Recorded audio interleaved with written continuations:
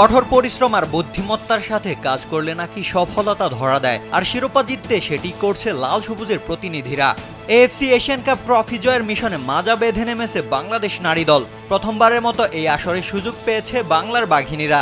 আর তাই তো এই সুযোগকে কাজে লাগাতে অস্ট্রেলিয়ায় সিডনিতে নিয়মিত কঠোর অনুশীলন চালিয়ে যাচ্ছে পিটার বাটলারের শিষ্যরা। 24 ফেব্রুয়ারিতে ভ্যালেন্টাইন স্পোর্টস পার্কে পঞ্চম অনুশীলন সেশন সফলভাবে সম্পন্ন করেছে ঋতুপর্ণা চাকমা, স্বপ্নারানী ও আফিদা খন্দকাররা। নিজেদের প্রথম ম্যাচে শক্তিশালী চীনের বিপক্ষে মাঠে নামার আগে প্রস্তুতির অংশ হিসাবে নারী দল আগামীকাল সিডনি ওয়ান্ডারার্স এফসির বিপক্ষে বন্ধুত্বপূর্ণ ম্যাচে মাঠে নামবে। সব মিলিয়ে বাংলার বাঘিনীরা আরও একবার ইতিহাস গড়ার মিশনে এগোচ্ছে ধীরে ধীরে।